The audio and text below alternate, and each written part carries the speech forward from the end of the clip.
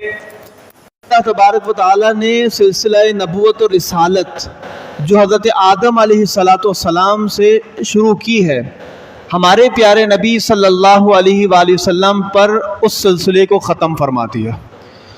اب قیامت تک نہ کوئی نبی آ سکتا ہے نہ کوئی رسول آ سکتا ہے، جس کے بارے میں قرآن کریم فرقان حمید کی بے شمار آیتیں موجود ہیں کہ جو آپ کے اس عقیدہ ختم نبوت کو بیان کر رہے ہیں۔ علماء کرام نے فرمایا کہ عقیدہ ختم نبوت ضروریات دین میں سے ہے، اور جو بندہ اس کا انکار کرے گا وہ دار اسلام سے خارج ہو جائے گا۔ اور 100 ایسی آیتیں ہیں کہ جس میں واضح طور پر رسول اللہ صلی اللہ علیہ وآلہ وسلم کے خاتم النبیین ہونے کا نے ہر طرح سے یہ بتا دیا کہ میرے بات نہیں ہے۔ یہ تو اس کا شرعی حکم، وہ تو رسالت کو ختم کرنے کا ارادہ فرمایا اور آپ کے بعد قیامت تک کسی کو نہیں بھیجنا۔ تو آپ علیہ السلام کے جو صاحبزادے تھے کہ جو اللہ تعالیٰ نے آپ کو عطا فرمائے، اور 2 صاحبزادے تھے، اور بلوغت سے پہلے اللہ نے ان کو اپنے پاس بلا لیا، یعنی ان کا انتقال ہو گیا۔ انتقال اسی وجہ سے ہوا، علماء کرام نے یہ لکھا کہ نبی کے جو صاحبزادے ہوتے ہیں وہ بھی نبی ہوتے ہیں، تو حضور کے صاحبزادے اگر بالغ ہوتے، بڑے ہوتے، تو وہ بھی نبی ہوتے۔ تو اللہ تبارک و تعالی نے چونکہ حضور پر نبوت کے دروازے کو بند کرنا تھا، تو اس وجہ سے آپ کے دونوں صاحبزادے نابالغی کی حالت میں ہی انتقال کر گئے، جس پر آپ علیہ السلام بڑے رنجیدہ ہوئے، آپ کی آنکھوں سے آنسو بھی جاری ہوئے، لیکن ختم نبوت کی خاطر حضور نے اپنے اس دکھ کو بھی برداشت کر لیا۔ اللہ تبارک و تعالی نے آپ کو 2 صاحبزادے دیے کیوں؟ اگر یہ 2 صاحبزادے نہ دیتا تو دنیا کہتی کہ معاذ اللہ لوگوں کے تو بیٹے ہوتے ہیں لیکن اللہ کے نبی کے کوئی صاحبزادے نہیں ہوئے۔ تو اللہ نے دے اس لیے دیا تاکہ دنیا یہ نہ کہہ سکے کہ حضور کے صاحبزادے نہیں ہیں، اور واپس بلا لیا اس وجہ سے تاکہ ختم نبوت کا معاملہ جو ہے وہ آگے نہ بڑھ سکے، یعنی آگے کوئی نبی نہ ہو سکے۔ تو اسی وجہ سے قرآن کریم میں فرمایا کہ ما کان محمد ابا احد من رجالکم، کہ محمد صلی اللہ علیہ وآلہ وسلم تم میں سے کسی مرد کے باپ نہیں ہیں، کیونکہ وہ بچے تھے، بڑے ہوئے ہی نہیں، جوان ہوئے ہی نہیں کہ پھر وہ کہلاتے۔ اچھا، عرب کے اندر ایک دستور تھا کہ یہ جو منہ بولے بیٹے ہوتے تھے تو ان کو بھی اپنا بیٹا کہہ دیا کرتے تھے۔ تو حضور علیہ السلام کے غلام تھے حضرت زید، تو بچپن سے ہی حضور نے ان کو پالا تھا، تو وہ حضور کے منہ بولے بیٹے تھے۔ تو کفار یہ سمجھتے تھے کہ منہ بولا بیٹا بالکل حقیقی بیٹا ہوتا ہے، حالانکہ ایسا نہیں ہے۔ تو چونکہ قیامت تک آپ کے بعد کسی نبی نے آنا ہی نہیں تھا، تو اگر آپ اس رسم کو ختم نہیں فرماتے تو پھر کوئی بھی ختم نہیں کر سکتا۔ تو قرآن کریم فرقان حمید کی آیت مبارکہ نازل ہو گئی اور فرما دیا کہ منہ بولا بیٹا حقیقی بیٹے کی طرح نہیں ہوتا۔ تو اب یہ جو لوگ قریش سے تھیں، سردار تھیں، اور حضرت زید جو ہے وہ غلام تھے، تو ان کی شادی چل نہیں سکی، اور کچھ ہی عرصے میں ایسا ہوا کہ طلاق ہو گئی۔ جب طلاق ہو گئی تو آپ علیہ السلام نے حضرت زینب سے نکاح کر لیا۔ تو کفار نے بڑا واویلا کیا کہ حضور نے اپنے بیٹے کی بیوی سے نکاح کر لیا۔ تو صحابہ کرام نے کہا کہ یہ بتاؤ کہ وہ بیٹے کب تھے؟ وہ تو آپ کے حقیقی بیٹے تھے ہی نہیں۔ تو حضرت زینب ان کے حقیقی بیٹے کی بیوی تھی نہیں۔ تو آپ نے جب نکاح کیا تو یہ رسم بالکل جڑ سے ختم ہو گئی، اب قیامت تک منہ بولا بیٹا حقیقی بیٹا ہو ہی نہیں سکتا۔ تو فرما دیا کہ ما کان محمد ابا احد من رجالکم، کہ محمد صلی اللہ علیہ وآلہ وسلم تم میں سے کسی مرد کے باپ نہیں ہے، ولکن رسول اللہ، لیکن وہ تو اللہ کے رسول ہیں، وخاتم النبیین، اور وہ خاتم النبیین ہے، یعنی نبوت اور رسالت کے سلسلے کو ختم فرمانے والے ہیں۔ خاتم کا مطلب ہوتا ہے مہر لگانے والا۔ تو آپ علیہ السلام جب آ گئے تو یہ نبوت کے باپ کے اوپر ایک ایسی مہر لگ گئی کہ اب قیامت تک کوئی اس کو کھول نہیں سکتا۔ اور دستور بھی یہی تھا کہ پہلے زمانے کے بادشاہ جب کوئی خط لکھا کرتے تھے تو خط لکھنے کے بعد اس کو بند کرنے کے بعد اس کے پر مہر لگا دیتے تھے کہ یہ خط اب جس کے پاس جا رہا ہے نا وہی کھولے گا, بیچ میں کوئی نہیں کھول سکتا. تو وہ بند کرنے سے عبارت ہے یہ ختم, مہر لگانے. تو وہی فرمایا کہ وَلَٰكِن رسول اللہ وخاتم النبیین. اب اس کی کوئی تشریح اگر غلط کرنا شروع کر دے کہ ختم نبوت کے معاملے میں وہ یہ کہنا شروع کر دے کہ حقیقی نبی نہیں ہو سکتا, کوئی ذلی نبی ہو سکتا ہے, حقیقی نبی نہیں ہو سکتا, امتی نبی ہو سکتا ہے معاذ اللہ. کوئی یہ کہہ دے کہ نہیں تشریعی نبی نہیں ہو سکتا, غیر تشریعی نبی ہو سکتا ہے. ہم کہیں گے کہ ساری کی ساری باتیں بالکل فضول ہیں. نبوت کے باب کے اندر, ختم نبوت کے باب کے اندر یہ کوئی ایسی قسم ہے ہی نہیں. آپ یوں سمجھ جائیں کہ جس طرح رب ہونے میں اللہ کی ذات ایک ہے, اب کسی قسم کی کوئی تقسیم کر کے دوسرا خدا ہو ہی نہیں سکتا. تو اسی طرح ختم نبوت کے اندر حضور جو ہے وہ آخری نبی ہے, کسی قسم کی کوئی تقسیم کر کے کوئی دوسرا نبی ہو ہی نہیں سکتا. جس طرح کہ قادیانیوں نے ایک دروازہ کھولا اور انہوں نے اپنی طرف سے قسمیں بنا لی کہ پہلے امتی ہے پھر نبی ہے. یہ کیا ہو سکتا ہے؟ علماء کہتے ہیں کہ یہ سب کی سب فضول باتیں ہیں, اور حضور آخری نبی ہے, حضور کے بعد کسی قسم کا کوئی جو ہے وہ سلسلہ نہیں ہو سکتا. دوسری آیت فرمایا کہ الیوم اکملت لکم دینکم. اللہ رب العزت نے ارشاد فرمایا کہ آج کے دن میں نے تمہارے لیے تمہارے دین کو مکمل کر دیا. یہ قرآن کریم کی آیت ہے کہ جب اللہ تبارک و تعالیٰ نے دین کو مکمل کر دیا تو اس وقت یہ آیت کریمہ نازل فرما دی. اب ہر لحاظ سے اگر دیکھا جائے تو دین مکمل, قرآن کا نزول مکمل, قرآن کی تعلیمات مکمل, شریعت مکمل. جب سب کچھ مکمل ہو چکی ہے تو اب کسی نبی کی بھی ضرورت نہیں ہے. اب اگر حضور کے بعد کوئی کسی قسم کی نبوت کی بات کرتا ہے تو اس کا مطلب یہ ہے کہ وہ اسلام کو مکمل نہیں مانتا, قرآن کو مکمل نہیں مانتا, اس دین کو مکمل نہیں مانتا. لہذا وہ پھر اس آیت کے انکار کرنے کی وجہ سے وہ شخص دار اسلام سے خارج ہو جائے گا.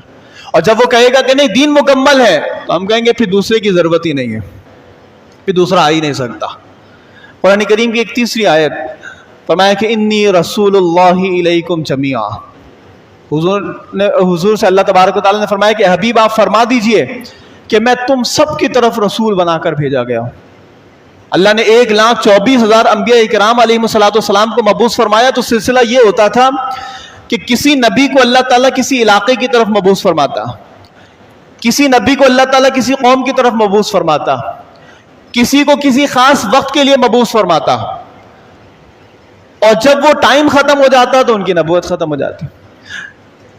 وہ علاقے سے باہر تبلیغ نہیں کر سکتے جس کی طرف نبی بنا کر بھیجے گئے تھے.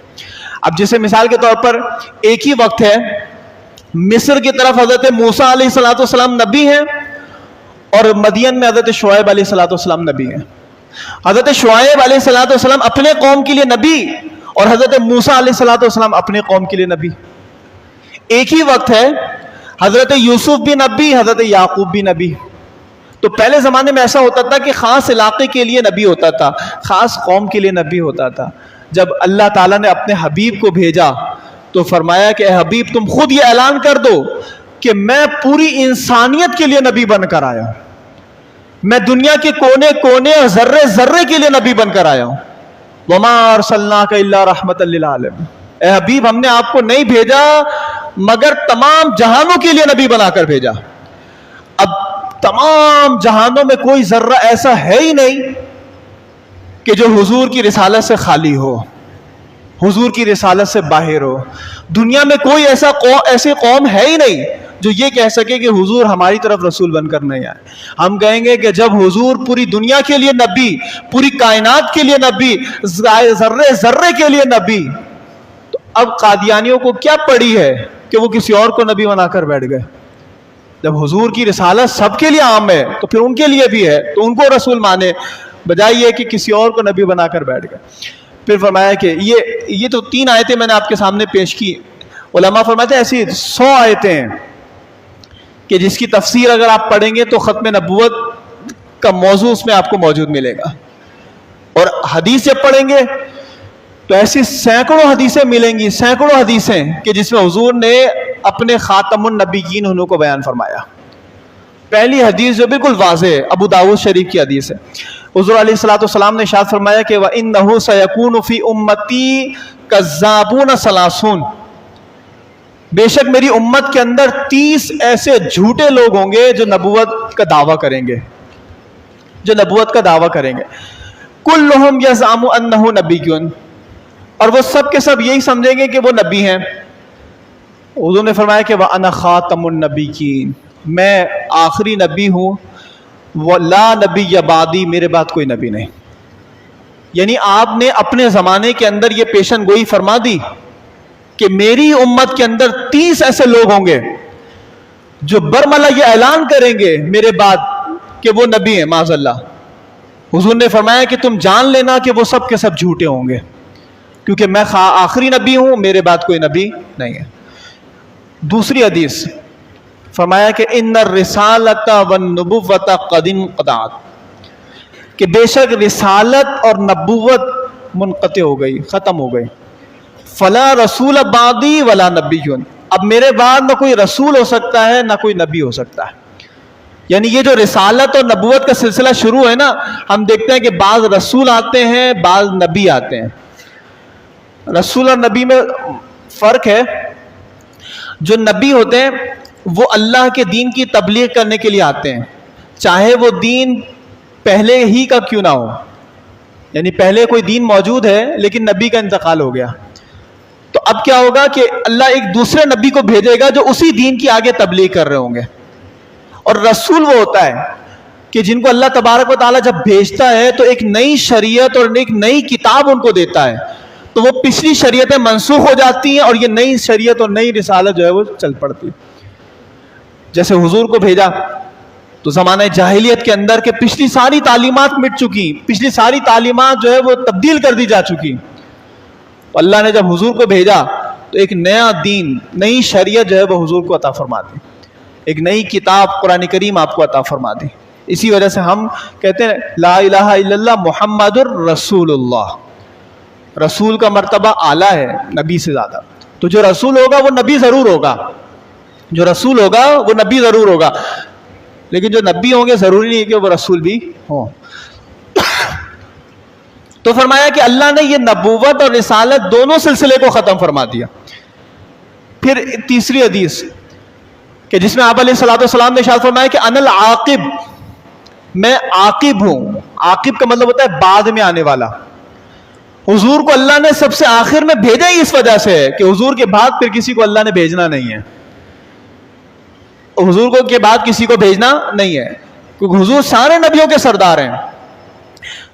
اگر آپ پہلے آ جاتے تو بعد میں آنے والا آپ کی شریعت کو منسوخ کر دیتا، تو اللہ نے سارے نبیوں کا سردار بنایا لیکن سب سے پہلے نہیں بھیجا، درمیان میں نہیں بھیجا، سب سے آخر میں بھیجا، تاکہ قیامت تک کوئی آپ کی شریعت کو منسوخ نہ کر سکے۔ حضور نے اسی وجہ سے فرمایا کہ انا العاقب، میں کیا ہوں؟ سب سے بعد میں آنے والا ہوں۔ الذی لیس بعدہ نبی، ایسا ہوں کہ میرے بعد پھر کوئی نبی نہیں آ سکتا۔ اب اور مزید اس بات کو سمجھانے کے لیے حضور نے ایک حدیث کے اندر باقاعدہ طور پر مثال دے کے بات سمجھائی۔ آپ نے فرمایا کہ میری مثال اور مجھ سے پہلے انبیاء اکرام کی مثال ایسی ہے جیسا کہ کسی شخص نے ایک محل کو تعمیر کیا، اور بہت ہی عمدہ اور بہت ہی حسین محل اس نے تعمیر کیا، ایک اینٹ کی جگہ اس نے چھوڑ دی۔ اب لوگ آتے ہیں اور اس پورے محل کی گرد چکر لگاتے ہیں، اور جب وہ چکر لگا رہے ہوتے ہیں تو وہ اس کی خوب تعریف کر رہے ہوتے ہیں، اور جب اس اینٹ پر پہنچتے ہیں تو کہتے ہیں کاش کی آخری اینٹ بھی جو ہے وہ پوری ہو جاتی تو محل مکمل ہو جاتا۔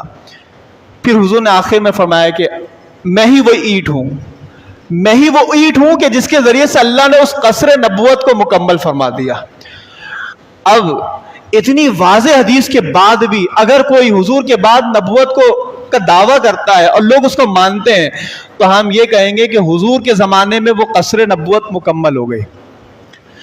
اب اگر کوئی مانے گا تو اس کی دو صورت ہوگی، یا تو آپ اس عمارت کے اوپر بلا وجہ ایک اینٹ کو رکھیں گے جو اس پوری عمارت کو جو ہے وہ عیبدار بنا دے گی، اور دوسری صورت یہ ہے کہ آپ کسی ایک اینٹ کو نکالیں گے اور ڈالیں گے پھر اپنی اینٹ کو، تو پھر کیا ہوگا کہ آپ نے کسی نبی کا انکار کیا، کسی کا انکار کیا جس کی وجہ سے آپ دار اسلام سے خارج ہو گئے۔ تو جب حضور نے مثال کے ذریعے سے فرما دیا کہ اللہ نے سارے نبیوں کو بھیج دیا تھا، میں وہ آخری اینٹ باقی تھا، جب مجھے اللہ نے بھیج دیا تو وہ قصر نبوت بالکل مکمل ہو گئے۔ اب جا کے حضور علیہ الصلوۃ والسلام کے زمانے کے اندر یہ سلسلہ شروع ہو گیا۔ پہلا شخص جس نے نبوت کا دعویٰ کیا تھا نا، اس کا نام تھا اسود انسی۔ اسود انسی نے حضور علیہ الصلوۃ والسلام کے زمانے کے اندر یہ دعویٰ کر دیا تھا نبوت کا۔ تو فیروز ایک صحابی ہیں کہ جو گئے اور جانے کے بعد یمن کے علاقے سنا کے اندر وہ بیٹھا ہوا تھا، جا کے اس کی گردن کو اڑا دی اور اس کو قتل کر دیا۔ یہ بات یاد رکھیں کہ 1400 سال کی ہماری تاریخ ہے، آج تک جس نے بھی یہ دعویٰ کیا نا تو لوگوں نے اس سے یہ بھی نہیں کہا کہ تم دلیل دو۔ دلیل دینے کا مطلب یہ ہے کہ آپ نے پہلے اس کو صحیح مانا تو پھر دلیل مانگ رہے نا۔ اگر آپ اس سے یہ کہیں گے کہ اپنے نبی ہونے کی دلیل دو، تو اس کا مطلب یہ کہ آپ نے اس کو مانا کہ ہاں وہ ٹھیک ہو سکتا ہے۔ ہم یہ کہتے ہیں کہ جس نے ختم نبوت پہ حملہ کیا، ہم بغیر دلیل اس کو کافر مانتے ہیں، ہم اس سے دلیل بھی نہیں مانگیں گے، ہم اسے دلیل بھی نہیں مانگیں گے کہ تم کس دلیل کی بات۔ ہم تو کہیں گے کہ ہمارے نبی نے جب فرما دیا کہ لا نبی یا بعدی، میرے بعد کوئی نبی ہو ہی نہیں سکتا، اب اگر کوئی بات بھی کرے گا نا تو ہم دلیل نہیں۔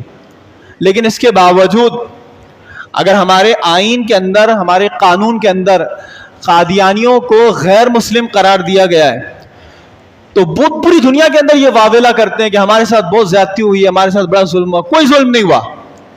13 دن تک قومی اسمبلی کے اندر شاہ احمد نورانی صدیقی رحمۃ اللہ تعالی علیہ، عبدالستار خان نیازی رحمۃ اللہ تعالی علیہ، اور ایسے بہت سارے جلیل القدر جو لوگ تھے علماء کرام، وہ 13 دن تک قادیانیوں سے بیٹھ کے باتیں کر رہے تھے، لیکن قادیانی 13 دنوں کے اندر اپنی ایک بات بھی ثابت نہیں کر سکے۔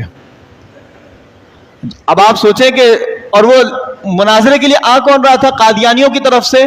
مرزا ناصر، جو مرزا غلام احمد قادیانی کا داماد ہے اور جو گھر کا بندہ ہے، تو اس کو جتنی باتیں پتہ ہوں گی باہر والوں کو نہیں پتہ ہوں گی۔ تو مرزا ناصر 13 دن کے اندر اپنی کسی ایک بات کو بھی ثابت نہیں کر سکا، اور جب جمہور نے یہ فیصلہ کیا کہ یہ غلط ہیں اور ان کا اب کوئی تعلق نہیں ہے، اور وہ قانون پاس ہونے لگا، جب قانون پاس ہو گیا تو اب رونے لگ گئے کہ ہمیں بلا وجہ غیر مسلم قرار دے دیا۔ تو اس وقت ثابت کر لیتے نا، 13 دنوں کے اندر آ کر باتیں کر لیتے ہیں، ان کے پاس دلائل بھی نہیں۔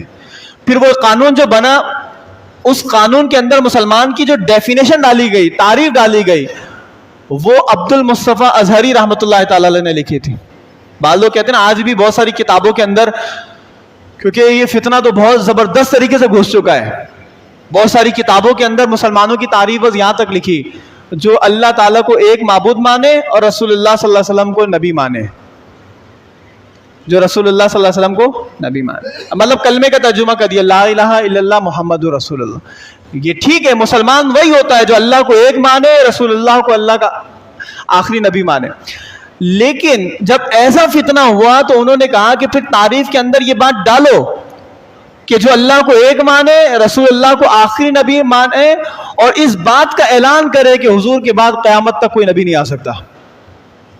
تو پھر اس پہ تو پھنس گئے قادیانی، کیونکہ وہ بھی اللہ کو ایک مانتے ہیں اور رسول اللہ صلی اللہ علیہ وسلم کو ماننے کا دعویٰ کرتے ہیں، لیکن اس کے بعد پھر مرزا غلام احمد قادیانی کو مانتے ہیں۔ تو یہاں تک اگر تعریف کریں گے تو وہ تو بچ جاتے ہیں۔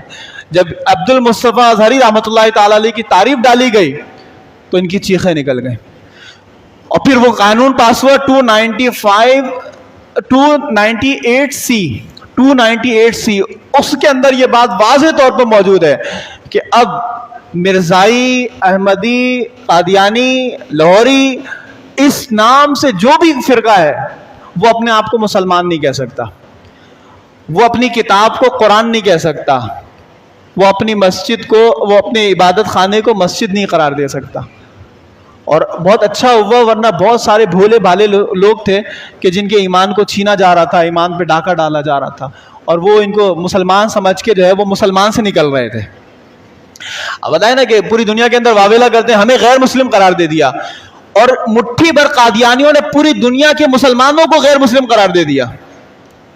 سب سے بڑے دہشت گرد کون ہیں؟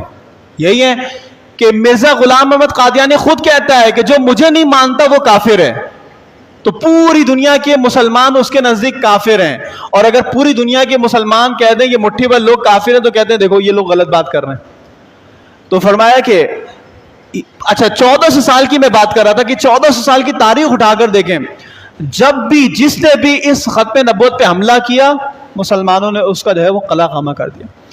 حضور کے زمانے میں ایک دوسرا شخص کھڑا ہوا، اس کا نام تھا مسیلمہ کذاب، اس نے بھی نبی ہونے کا دعویٰ کیا، تو وہ حضور کے پاس بھی آ گیا کیونکہ اس کے ماننے والے اس کے چاہنے والے بڑے تھے، تو پورے لشکر کی صورت میں آیا، اور آنے کے بعد اس نے اس وقت حضور بھی بیٹھے ہوئے تھے، صحابہ کرام بھی بیٹھے ہوئے تھے، حضور کے ہاتھ میں ایک شاخ تھی، کھجور کے درخت کی ایک شاخ تھی۔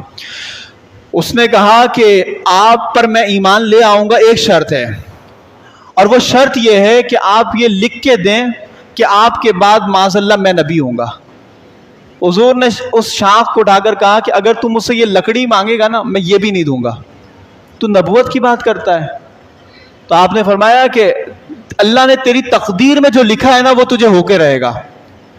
اب اس کے ساتھ معاملہ یہ ہوا کہ حضور کے پردہ فرمانے سے کچھ عرصے پہلے آپ نے حضرت اسامہ رضی اللہ تعالیٰ عنہ کو ایک لشکر بھیجا تھا، اس لشکر میں جو جھنڈا تھا نا وہ آپ نے خود اپنے ہاتھوں سے باندھا تھا، اور آپ نے حضرت اسامہ سے کہا کہ جاؤ جہاد پہ۔ تو وہ جب نکلے تو مدینے سے کچھ ہی دور پہنچے ہوئے تھے کہ پیچھے سے خبر آ گئی کہ حضور نے پردہ فرما لیا ہے۔ تو صحابہ کرام غم میں تھے، غم میں نڈھال تھے، تو حضرت اسامہ وہیں پر رک گئے۔ وہ کہنے لگے کہ اب جو امیر المومنین فیصلہ دیں گے کہ آگے جانا ہے یا نہیں جانا۔ تو جناب سیدنا ابو بکر صدیق رضی اللہ تعالیٰ عنہ جب خلیفہ بنے تو حضرت عمر رضی اللہ تعالیٰ عنہ آئے۔ حضرت عمر کہنے لگے کہ اے خلیفۃ المسلمین، ابھی معاملہ یہ ہے کہ سارے صحابہ رنجیدہ ہیں، غم میں ڈوبے ہوئے ہیں، ابھی لڑنے کی پوزیشن میں نہیں ہیں، پھر معاملہ یہ ہے کہ بے شمار لوگ دائرہ اسلام سے باہر ہو رہے ہیں، مرتد ہو رہے ہیں، کسی نے ختم نبوت پہ حملہ کر دیا ہے، ایسے موقع پر آپ لشکر اسامہ کو نہ بھیجیں، واپس بلا لیں۔ تو جناب صدیق اکبر رضی اللہ تعالیٰ نے کہا کہ خدا کی قسم جس کے قبضہ قدرت میں میری جان ہے، اگر ازواج مطہرات کے پاؤں بھی کتے نوچنے لگیں ابو بکر اس جھنڈے کو نہیں کھولے گا کہ جس کو حضور نے اپنے ہاتھوں سے باندھ دیا ہے۔ فرمایا کہ وہ لشکر تو ویسے ہی جائے گا، آپ نے خبر بھیجی کہ تم جاؤ۔ تو جب یہ جانے لگے نا تو یہ مسیلمہ کذاب ہنسنے لگا، کہنے لگا کہ ابھی دیکھو ان کے پاس طاقت تو ہے نہیں، اب یہ لڑنے کے لیے اتنے دور جا رہے ہیں، تو دیکھو تو واپسی میں کیا ہوتا ہے۔ جب یہ گئے تو اللہ تعالیٰ نے مسلمانوں کو فتح عطا فرما دی، اور اس حالت میں بھی اللہ نے ان کو کامیابی عطا فرمائی۔ کامیاب ہو کے جب واپس آئے تو حضرت ابو بکر صدیق رضی اللہ تعالیٰ عنہ نے حضرت خالد بن ولید کی قیادت میں ایک لشکر بھیجا۔ آپ نے فرمایا کہ اب جس پر ہم حملہ کریں گے نا وہ یہی مسلمہ کذاب ہے کہ جس نے ختم نبوت پہ حملہ کیا، اور ایک زبردست قسم کا لشکر بھیجا۔ اور میں نے ابھی آپ کو بتایا نا کہ مسیلمہ کذاب بھی کوئی اکیلا نہیں تھا، اس کے ساتھ بھی بہت سارے لوگ تھے، اور اس کے چاہنے والے، اس پر مرنے والے بہت سارے لوگ تھے۔ تو حضرت ابو بکر صدیق رضی اللہ تعالیٰ عنہ نے سارے صحابہ کرام کو جب بھیجا تو ایسی غمسان کی لڑائی ہوئی کہ 70 حافظ قرآن صحابہ شہید ہو گئے۔ 70 حافظ قرآن صحابہ، جس کے بعد حضرت عمر نے کہا تھا کہ امیر المومنین اگر اسی طرح لوگ شہید ہوتے رہے تو قرآن تو ہم سے رخصت ہو جائے گا، آپ اس کو جمع کریں۔ قتل کس نے کیا مسیلمہ کذاب کو؟ حبشی، جنہوں نے غزوہ احد کے اندر حضرت حمزہ کو قتل کیا تھا، جس کو دیکھ کر حضور کی آنکھوں سے آنسو جاری ہو گئے کہ میرے پیارے چچا کو اس طرح بے دردی سے شہید کیا گیا۔